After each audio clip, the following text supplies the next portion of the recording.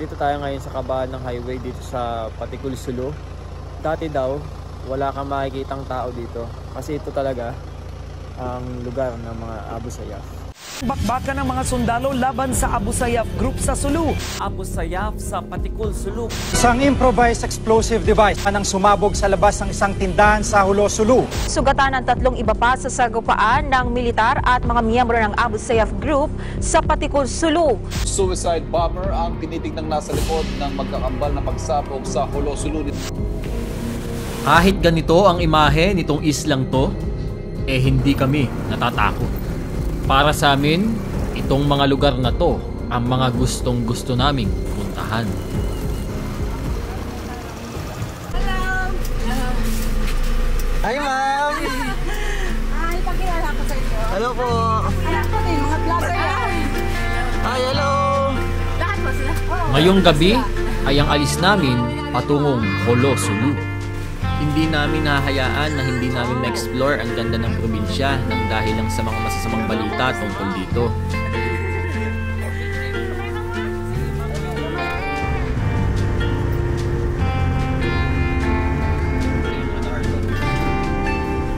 Tiga Torrens.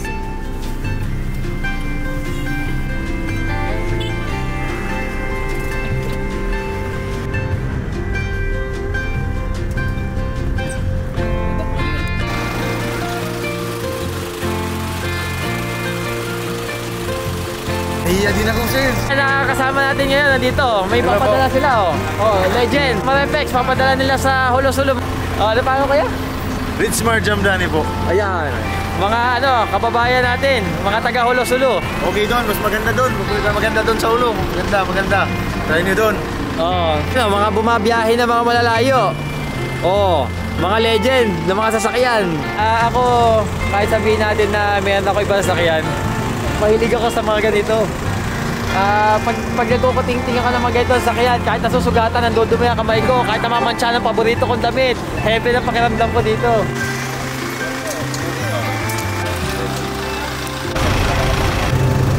Friends, Boy Igat goes to Sulu.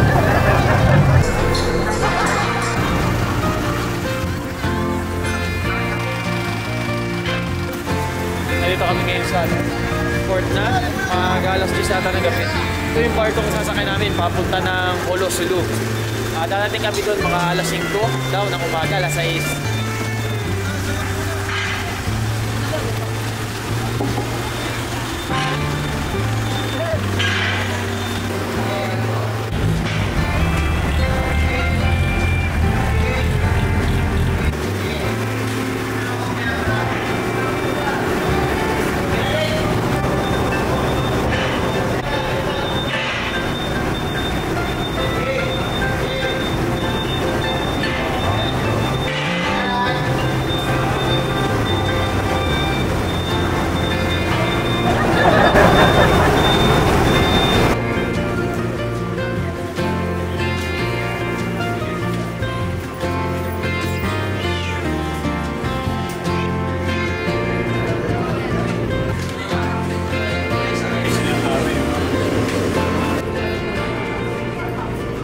Gaya ng ibang mga nauna ko sinabi, iba dito, mas mahigpit na seguridad ang ipinatutupad.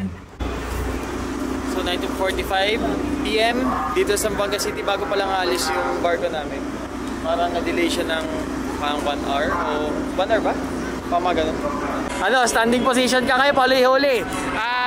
Pero kami nakakilala dito, isa siya may pinakamagandang pwesto dito sa barko. Hindi mainit pag ginawa, maganda Mga nagbabakasyon, mamaya umaga lang, nasa Hulo, Sulu na. Pag sasakay kayo dito, mas maganda, magdala kayo ng duyan. Pag naubusan kayo, mas maganda pa ang location niya kaysa doon sa baba.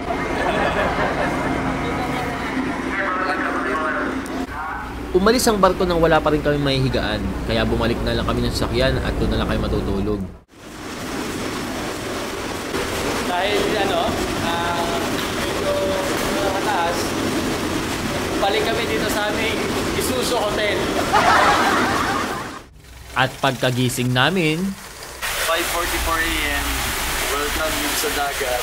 At ngayon, nandito na kami sa malapit sa Hulo. Nakatalami na sila ngayon. Sa aming paglapit sa isla ng Sulu, lalo na kaming nasasabik. Gaya ng sa Basilan, gusto namin saksihan mula sa sarili namin kung ano nga ba ang meron dito.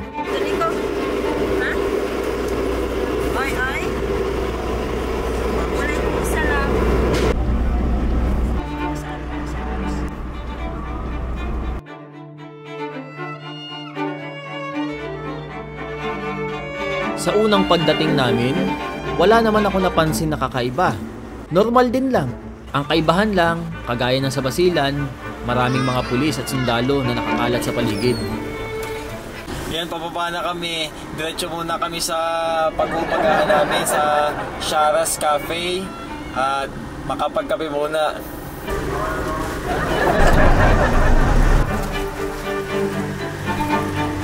Actually, parang kayo lang. First time na may magdala sa sasakyan dito. Oo, first time. Tama ito, may kumanghano na sila. First time daw na may turista na magdala dito. Kung meron man, sobrang bihira siguro. Rego, no? Masuk kami pagsatihan ini. Hi! Hello! Mga anak-anak ko din. Nandito na kami sa Bangsamoro Port Management Authority. Anak kami na nanay, anak ni kaya. Matupakuan, pa Sara. Iba rin yung pag naglalakbay ka, yung may kasama ka rin mga locals, mas masaya.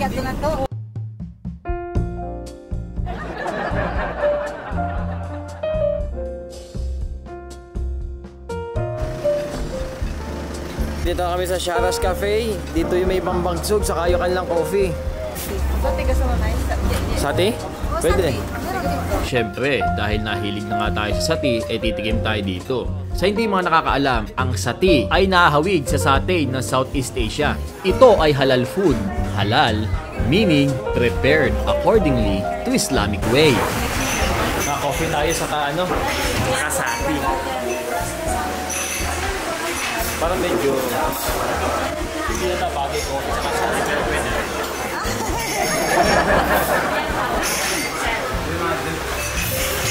Kaya mga kasama natin. Pero pangalan nyo? Nico.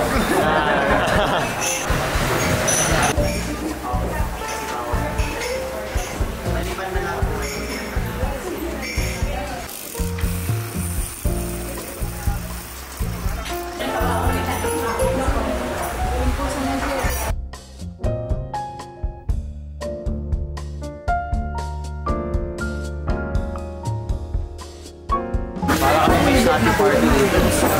Masalang mega. Senti ako. Mas masarap. Ano naman, mahilig ako sa manghang. Mas manghang po. Hindi ko pa, malam ko kami peanut na hindi ko maintindihan.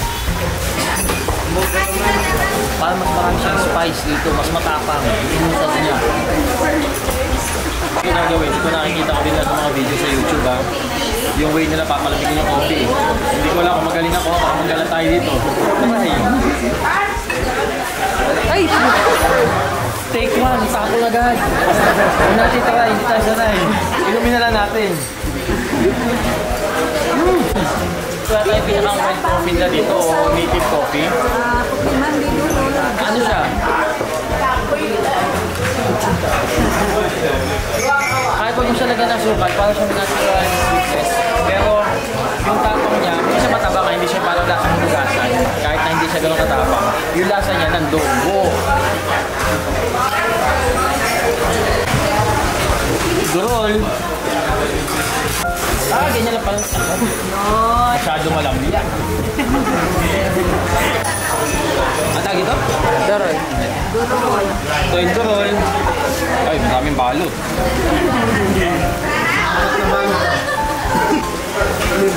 Lima pa, plastic. Parang ubi? Oh? Bakit?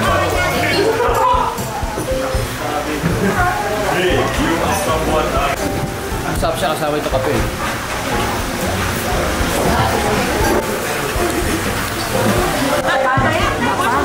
Apam? Sorry, apam. Parang pancake. Apam daw.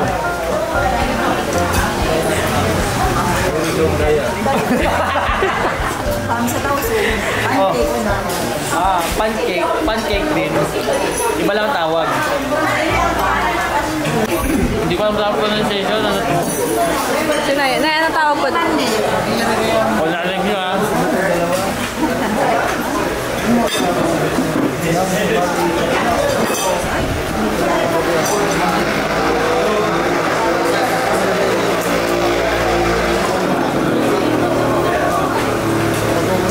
Lasang butchi.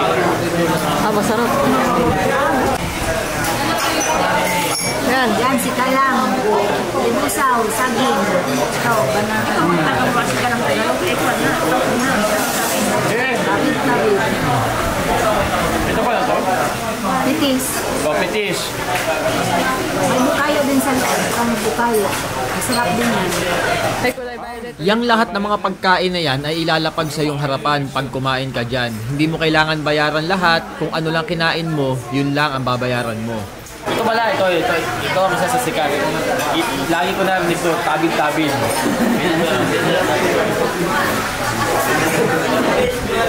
Pilakihan ng kagat. Type ko to. Ubusin mo daw. Mas type ko to. Kung ako hindi busog, baka 3 nito. Tingnan natin to. Saging parehas. Limusaw. May sukal. Yung isa may asukal, yung isa wala. Jualan isa. Jualan. Jualan ng tawag. Tangan na si Renz kasi sa kanyang bigay no ano. Siya taga-igenda siya taga-upos. Itlog. Akala ko ito lang kakainin. Pear. Kanin. Kaya pares talaga. Saka ito. Para siyang ano? May... May burnt coconut din. Parang may turmeric. Turmeric. Paminta. May turmeric yan. May turmeric nga.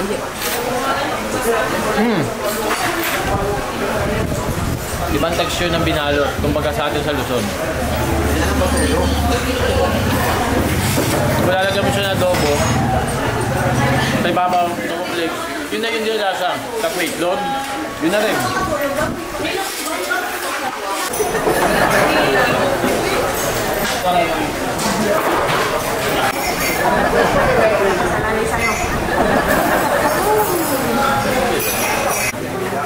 Okay, go. Hindi ko alam kung tawag dito pero kamukha siya sa atin sa yung kuchinta. Ewan kung kuchinta rin tawag dito. Ano tawag pa doon? Kuchinta din? Kuchinta. Kuchinta rin. Meron pa pala kuya. May pa? May pa tayo dalawa. Ano pa?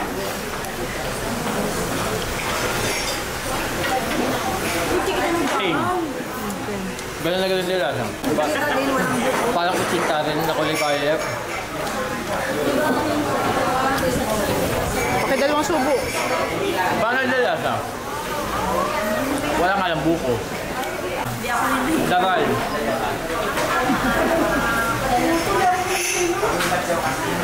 Ano kaya sa loob nito? Wala akong idea. Daral, dito sa Holo-Sulu.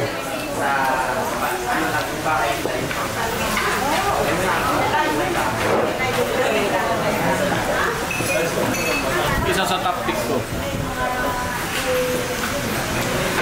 Wala na pala. Yun lang.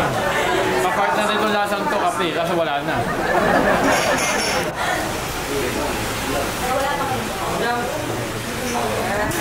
So, ganyan ang style dito. Ilalapag sa lahat, yung bambang sugod tawagin nila. At hindi mo kailangan bayaran lahat, hindi mo kailangan ubusin. Kung ano lang gusto mo, kung ano lang kinain mo, yun lang ang babayaran mo. Diba? Ayan. Binibilang na ni ate lahat para malaman kung magkano ang bill namin, kung alin ang mga kinain namin. Susunod na ang ating paglilibot sa buong isla ng Sulu. Tutuklasin namin ang ganda ng isla.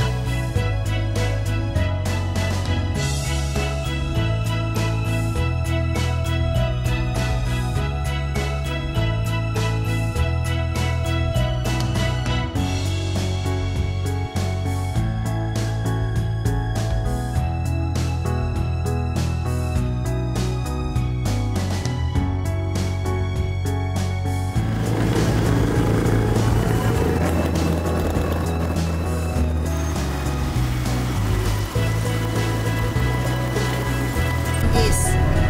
Magkano kilo ng manggis din dito? Dami ah. 150 pesos lang. 100 lang taon. 100 lang yan? Madami Napakabahal ng sa amin yan. lansones. Naon, hindi. Manggis, puno. May puno talaga dito. Kaya ko.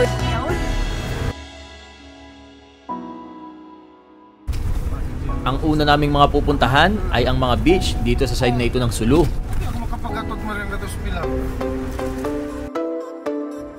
Ganito ang itsura ng mga dinaanan namin papunta sa mga beaches na pupuntahan namin. Napakaaliwala sa napaka-refreshing ng ambience. Boss, nandiyan ka sumunod ko lang.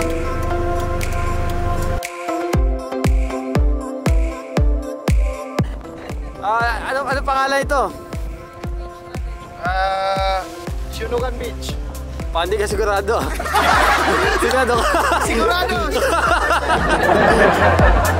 O guys ha, ito ang Sinugan Beach. Matatagpuan ito dito sa Indanan, Sulu.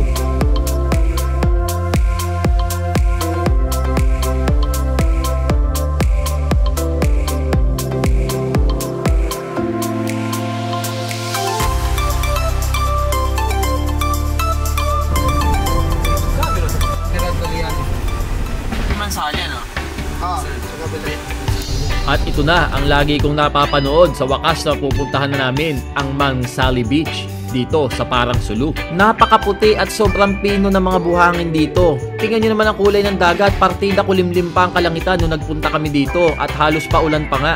Kaya mas nai-imagine ko kung anong itsura nito, lalo na pag tirik ang araw.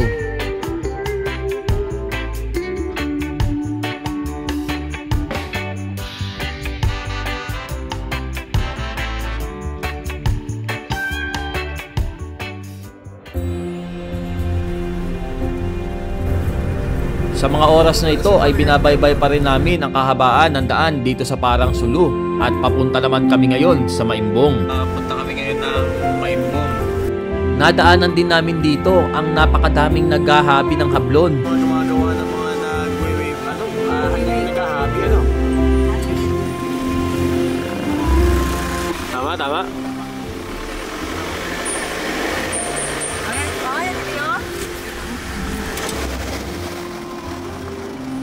Ang saya dito sa Sulu. Ganda ng ambience dito. Saya oh. Pwede magpa-picture ka, video ka, G. Gigit para din. Sige din. Para kasi, Titingin kami ng gumagawa nung weaving nila dito, yung hobby. At yun ang isa sa napakamahal na tela dito kasi hindi biro gawin.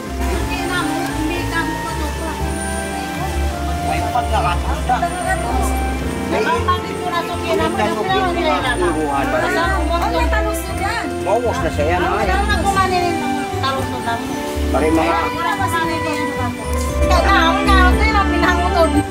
maglalagay na natin ng green. Yan o? Handmade.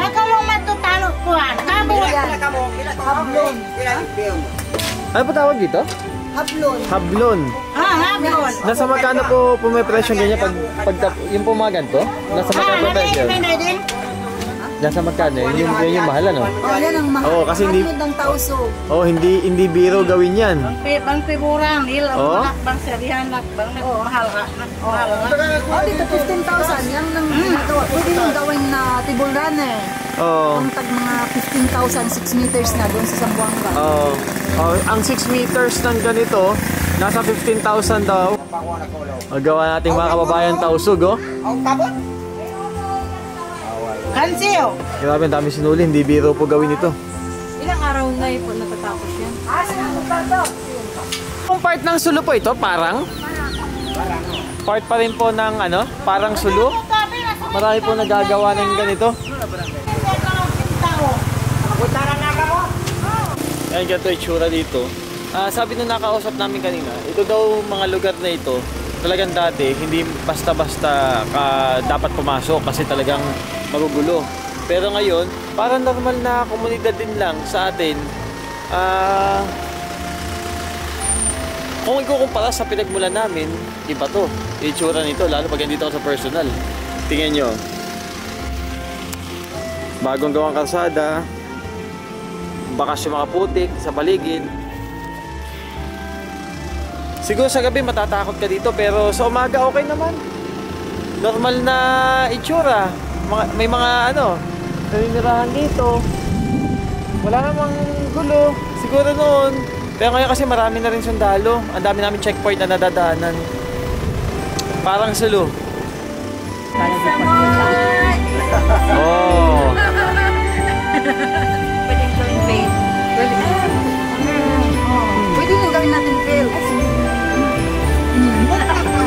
At tingnan nyo yan binigay dito na 800. Sa labas to nasa 2,000 na yan. Yan yung tela na yan, yung kakaunti na yan, hindi po biro gawin. Kaya ganyan ang presyo niyan. Pero tingnan yung kaganda ng kulay gawa ng ating mga kababayang Tausug. Dito po, Tausug po Tausug dito sa Parang Sulu. Kitaan ka ng ganito, parang ang dito, parang may pera. Pag ibig sabihin, pag nakitaan daw ang taga dito, sa mga Patawi-Tawi, Sulu, saan man, dito sa area na to, nangangahulugan na ikaw ay nagmula sa mayamang pamilya, may pera ka, ibig sabihin. Dahil sa mahal ng mga ganito, parang kumbaga ito ay parang nagiging jewelry na rin sa kanila. Dito sa part na to, kanina makinis ba kalsada dito, medyo off-road yung kalsada. Kaya pag mababa sa sakyan mo, medyo mahirapan ka dito. Sakap na ito ng Maimbong. Ako ito natalaan dito lasa. Magbulman. Sabi naman.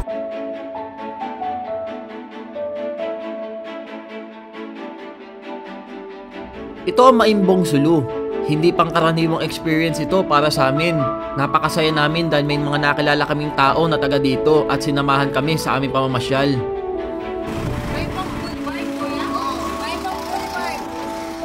Ito yung pinakang boulevard nila, Maimbong Boulevard. Dito sa Maimbong Sulu. Parang meron sila mga bakawan doon. May nakita akong boardwalk. Kaya medyo malayo, tapos gutom na rin kami. So maghahanap kami ng makakainan dito.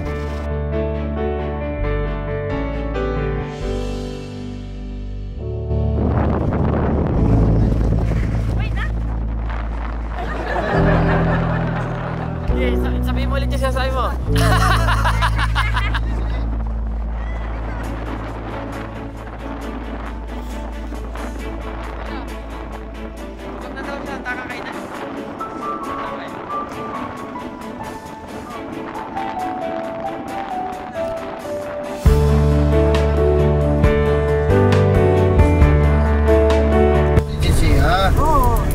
Pero, duwing nang nagda.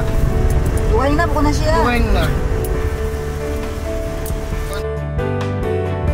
Ito naman ang sumunod namin binisita, ang Tambuang Falls. Dito rin yung maraming puno ng mangustin. Kaya ang puno ng mangustin dito, yan daw. 100, ilang kilo yung kuya? Yung gano'n, parang 5, Kaso lang, isang singkit. Isang gano'n? Parang kung anahin mo ilang kilo, parang 5, 4? 4 ganan. 4 na kilo, 100 pesos lang ang mangustin dito. Pero sa tansya ko, yung binili namin bago ko umilis, parang nasa 7 to 8 kilos. Ang bigat niya. Pagka ako nakakita si mangustin na amon hatas siya. Tatama kayo ng mangustin mamaya. Magkaroon ka mangustin. Intindihan mo? Magkain daw po siya ng mangustin mamaya. Sa bangga mahal yan? Mahal kasi walang puno doon ng mangustin. Hindi nga ako makakain yan mahal-mahal sa amin yan. Yung mura lang doon yung mga seafood. Welcome to Tambuang. Mas mura ang seafoods sa Bonggao kaysa dito. Opo. Dito man. Kamang po sa akin, lakas mo maka-old ha? Lakas mo. Yan. Nag-radis lang. Siguro yung lansones siguro mga 20 peso lang. Galing mo talaga. Idol galing yun na, Sons. Dito rin. May mga puno dito. Yan ang puno ng lansones. Tingnan mo. Yan ang puno ng lansones. Guys, welcome to Tambuang. Sana Welcome to Tambuang. Dito na po tayo sa Tambuang. Kita nyo naman, daming tao. Maraming tao pumunta dito. Pumupunta dito. Ito ang Tambuang Falls, napakakalmado, refreshing at simple ng paligid. Ito ang mga dahilan kung bakit kami bumabiyahe ng ganito kalalayo. Yung mga experience, yung mga bagay na hindi namin pangkaraniwang dinadanas. Pumunta sa iba't ibang lugar na iba't ibang ambience. Makasalamuha mo yung iba't ibang tao ng iba't ibang kultura. Ito ang tunay na kahulugan at highlight ng aming paglalakbay. Dito sa Mindanao, yung mga mukhang yan ang sasalubong sa'yo.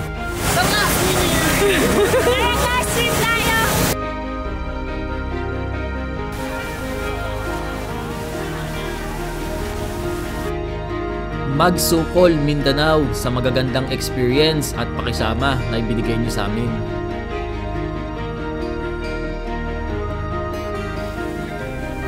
Siguro dahil sa video namin kahit papano nakaka-relate kayo at nararamdaman nyo kung anong totoo namin pakiramdam. Napakagaan at saya na pakiramdam namin na mamasyal sa mga lugar na ito.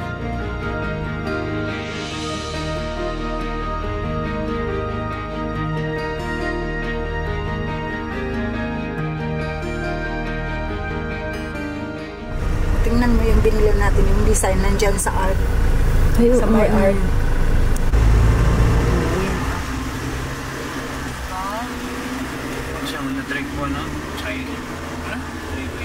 Punta naman tayo sa coffee shop nila dito. Meron dito Starbucks. Starbucks.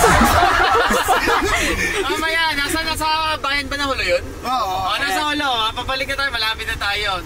Makakapi tayo, may cafe dito. Ganun din, paborito yung kagaya ng natin.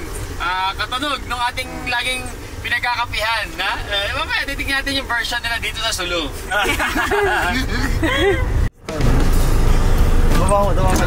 Starbucks. Dito. Ano na? Nabigyan mo?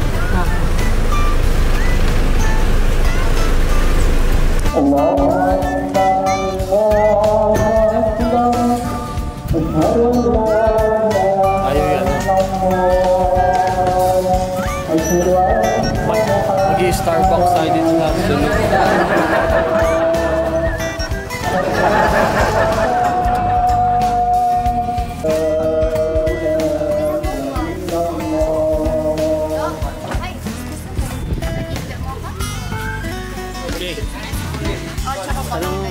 Anong order mo? Ha? Wrap? Ito ang menu ng Starbucks.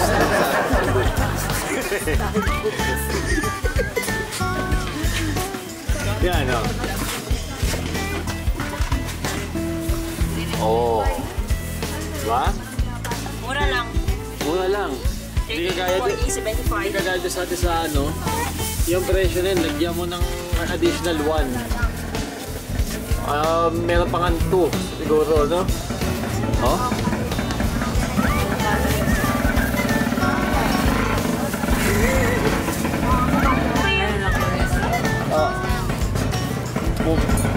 Sige. Bugasing cream. Bugasing cream at ginawa. Dua butangan. Saan? Ha? Dito sa Sulu. Sige. Sales daw na SB dito sa Sulu.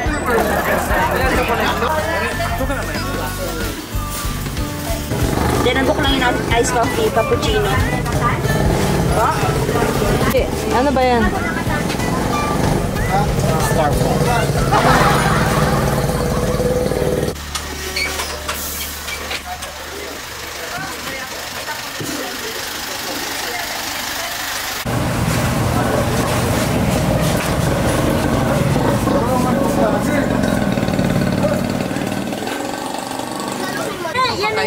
Starbucks dito merong avocado. Mas gusto ko. Ikaw, Renz. Ano ang order mo? Cappuccino. Nice beer. Starbucks, guys. Ikaw, kuya, paano mo banggitin yan? Starbucks. Put it with Jack. And I will make two soup. I will make two higo.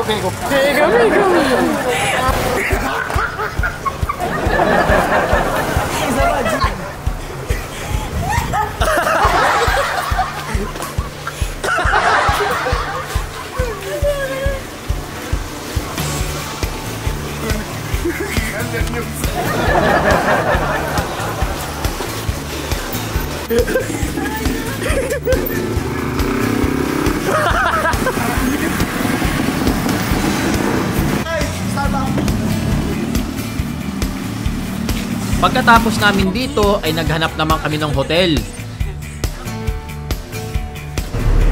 Salamat din eh. Dito tayo ngayon sa may palengke ng Niki, pakita mo, ang dami rin ng solas dito. Yan, bibili tayo ng makakain natin sa hotel ng mga prutas. Ano nun? Mangustin. Kasi napakamahal yan. Sa atin, dito, pakasawa tayo.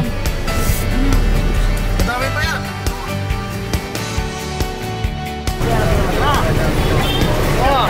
Yan yung mangustin dito sa Holo. 100 pesos, isang ganto. Parang ano to baka mga 5-6 na kilo isa to. Ang bigat. May lansones din pala dito sa Sulu. Boss, tanong ko lang, magkano mga ganito? 100? Apa, mabigat din. 100 pesos. Oh. 100 lang. Dito. Oh? Oh, nandoon pa. Sa lahat ng mga allowance.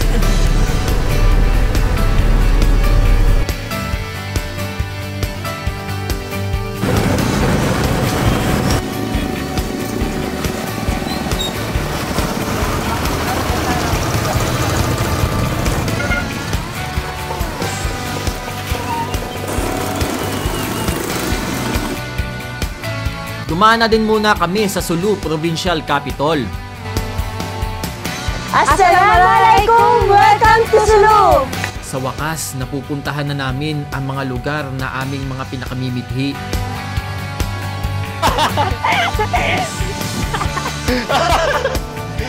Kapitan pa rin na lapel yun! Dito tayo ngayon sa Sulu Provincial Capital.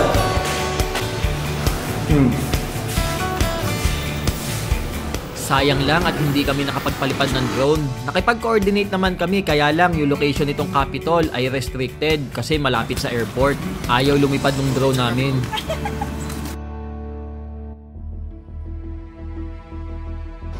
Nandito tayo ngayon sa kabahan ng highway dito sa Patikul, Sulu. Dati daw, wala kang makikitang tao dito kasi ito talaga ang lugar ng mga Abu Sayyaf. Ito na ang mga sumunod na dinaanan namin bago namin marating ang aming mga sumunod na destinasyon. Nakakatakot man sa iba, pero kami masaya dito. Amon na ini ito dia nila. Moske ng Talipaw. Yan, malayo ba? Ha? Oo.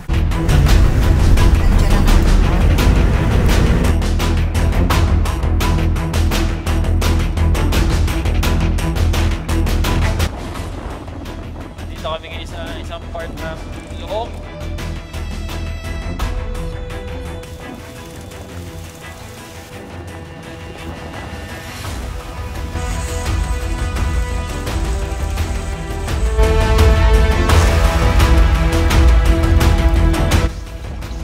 Mga dating imahe nitong lugar na to. Ngayon, unti-unti na nagbabago. Malaki na ang pinagkaiba kumpara noon.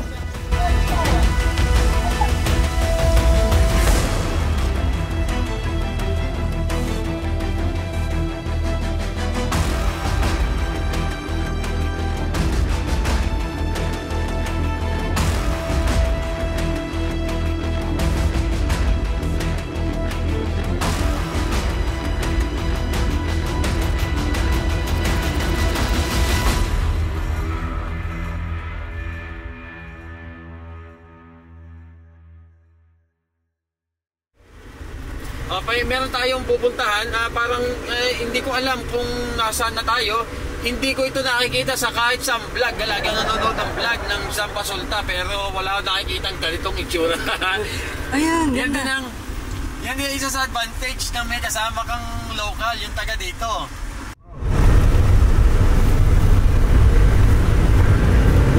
Paano para pagkalmawa? Ang ganda! Ang taas. Ito ang daan papuntang Sukuban Rest Place. Medyo matarik ang karsada, pero pagdating mo sa taas, andyan ang view.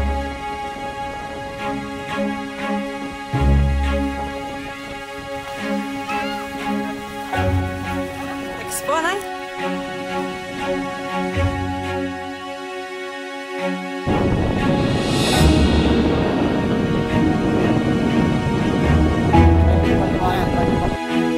Sa mga oras na ito ay nagiging emosyonal na naman ang aking pakiramdam. Ganito talaga ako sa tuwing napapapunta sa isang lugar na ganito, na kalmado at alam ko na minsan lang namin mapupuntahan.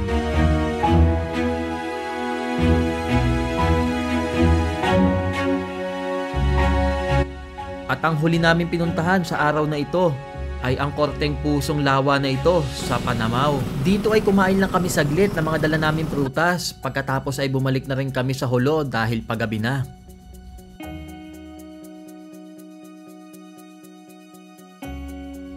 Ito na ang huling gabi namin sa pagbisita dito sa Hulo. Naghahanap-hanap na kami ng makakainan nung mga oras na ito. Diba, anda at ito, ano yun, babos, nagpatakiwan sin anak ko.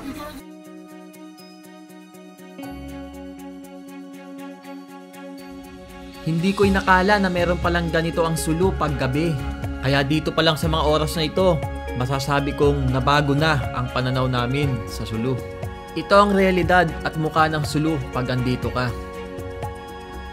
At makalipas ang ilang minuto naming pag-iikot ay nakahanap na rin kami ng makakainan. Dito mo masasaksihan ang ibang kultura na lugar na pinupuntahan namin.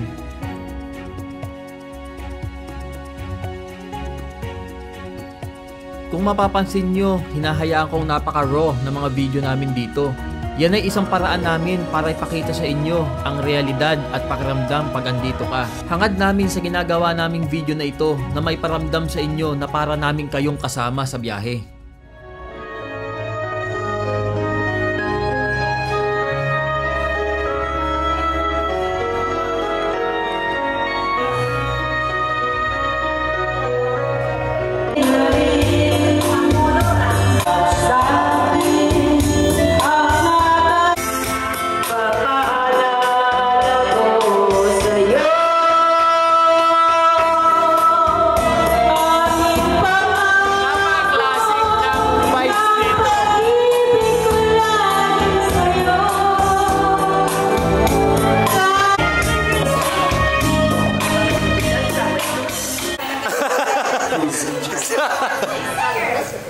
Hey, Sancho. Hey. Tonight, dito kami kakain sa isang kainan dito sa Hulo. Yung kasama singer. Yung mababanat na ito. Hello!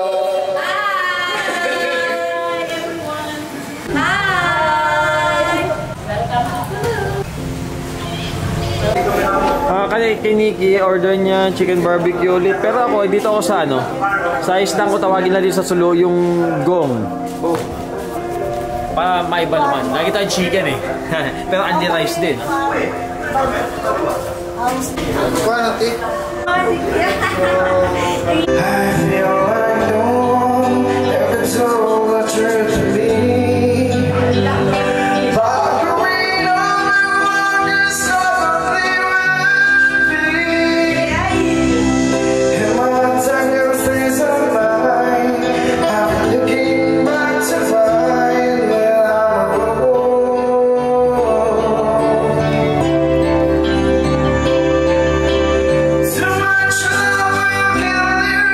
Help me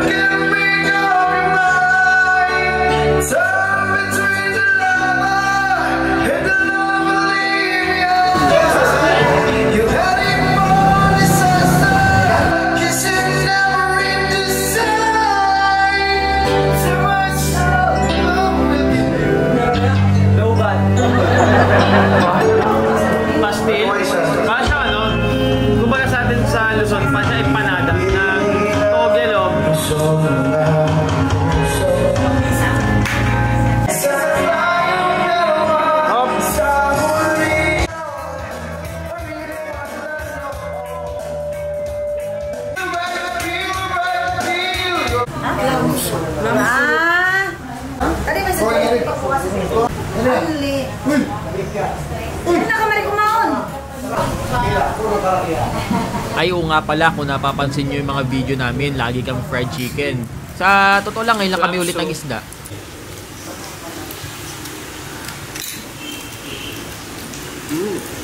Yeah. Ganda na shell, oh.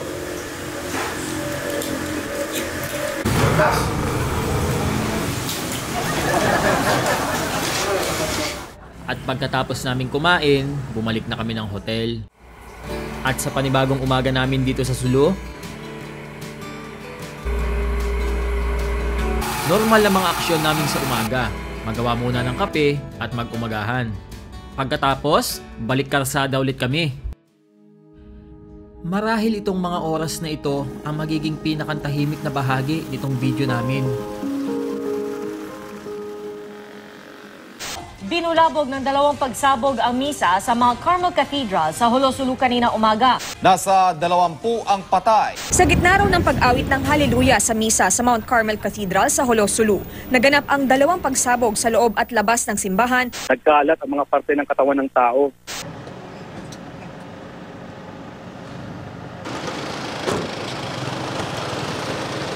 Nandito tayo ngayon sa isa sa pinakamakasaysayang lugar dito sa Jolo Sulu. Ang simbahang Katoliko dito, ang kanilang katedral. Dito sa simbahang to, nangyari yung isa sa pinakamalagim na pangyayari dito sa Jolo. 2 malakas na pagsabog. Dito naganap yung isa sa malakas na pagsabog dito sa Jolo Sulu. Napaka makasaysayan to simbahan na to kasi 4 na taon na nakalipas nangyari yung 2 magkasunod na pagsabog dito. So dito po yung unang sabog ano. Ito. So ito pala, dito pala nangyari, mali yung kanina na inupuan ko. Dito daw nangyari yung unang sabog. So talaga napaka makasaysayan ito lugar na to. Bakas na bakas po dun sa dun sa laki ng pinsala dun sa pader. Sa sahig yung impact ng bomba. At ito po ay itsura niya ngayon, no? Dati nagkasira-sira ito, parang may naalala pa nga ako, Mama Mary natumba sa pagkakasabog. At sabi sa news, sumabog daw yung bomba na yun habang inakanta ang Hallelujah.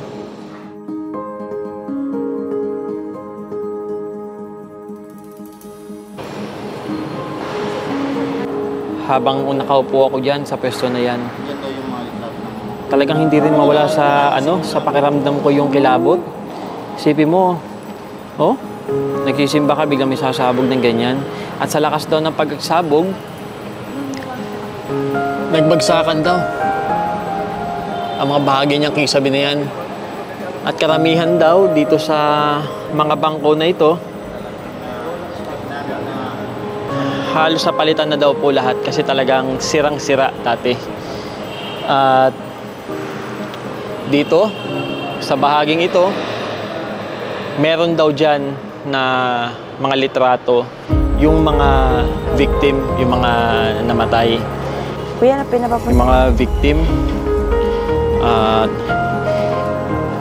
ipapa-manual focus ko po ang video kay Nikki kasi hindi po syempre sa mga naulila ng mga tao, kung mapanood yung video baka manariwa lang. Kaya ifo-focus ko po sa akin yung camera at blurred ko na lang po yung paligid. So yan po, yan yung mga namatay at sabi nila hindi pa daw po yan lahat. Ilan lang po yan sa mga nasawi at yan, Justice Jolo Cathedral bombing. Dito yan nangyari, 4 na taon na nakalipas dito sa bayan ng Jolo, dito sa Sulu. At dito nakalibing si Father Ben at ayon sa mga nakakausap namin, siya daw ang isa sa pinakamabait na pari dito. At kahit daw sa mga kapatid nating Muslim, talagang napakabuti ng kanyang kalooban.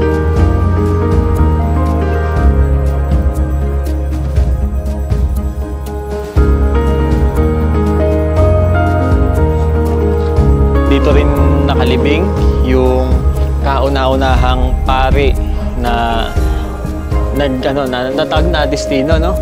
Tama? Oh, siyang kauna-unahang pari na nadestino dito sa simbahang ito, katedral dito sa Jolo. Dito din siya nilibing.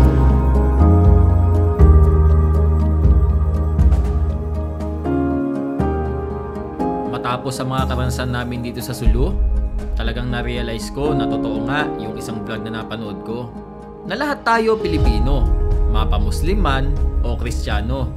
Hindi hadlang ang paniniwala kung respeto sa kapwa ang paiiralin.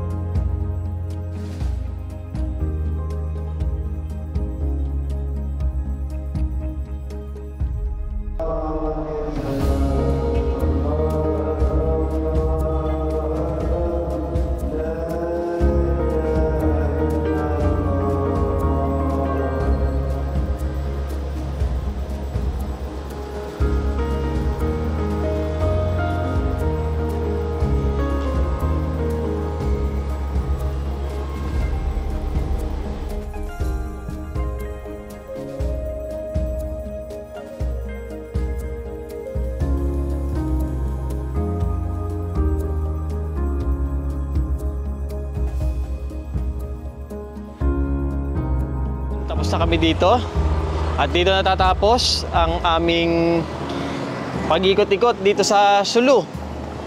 At papunta na kami ngayon sa pier. At dediretso naman kami ngayon sa probinsya ng Tawi-Tawi, ang furthest island province of southwestern Philippines. Bukas nandun na tayo.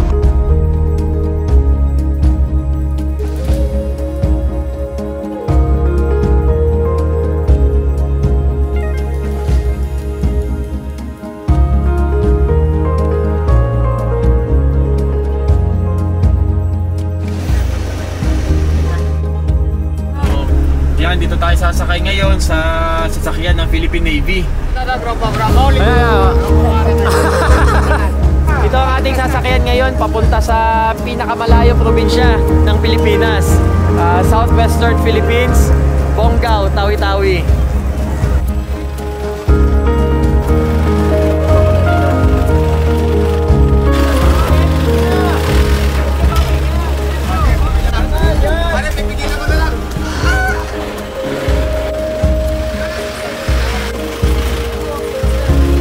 Pa. Okay na. Kaya tayo sumakay dito sa Navy. At wala kasi talaga palang bumabiyaheng barko na straight from Jolo papuntang Bonggao sa Tawi-Tawi. So ngayon, ayan na. Nakakamada na. 16 hours. O, 16 hours daw ang babiyahin natin papuntang mula dito sa Jolo papunta sa Bonggao, Tawi-Tawi. Sa susunod na episode, ang pagdating namin sa isla ng Tawi-Tawi. Makikisaya tayo sa 50th Kamahardikaan Sin Tawi-Tawi. Saan mang dako ng Pilipinas, sari-saring kultura, isang